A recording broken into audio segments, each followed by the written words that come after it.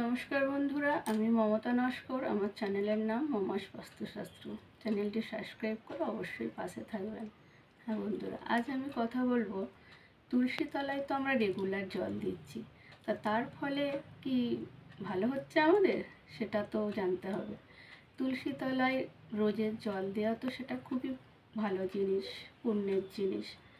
তুলসী তলার মন্ত্র আমি দিয়েছিলাম, কিন্তু বন্ধুরা আমরা যেমন সংসারের কল্যাণে, সন্তানের কল্যাণে উপবাস করি, ঠাকুরের পূজা অর্চনা করি, সেই রকমই তুলসীপ্রিয়া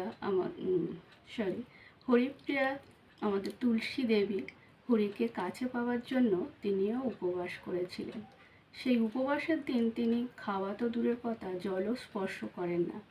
সেই দিনটি হলো রবিবার। হ্যাঁ বন্ধুরা, ভুল করেও রবিবার তুলসী তলায় জল দেবেন না, কারণ ওই দিন তুলসী দেবী জল স্পর্শ করেন না।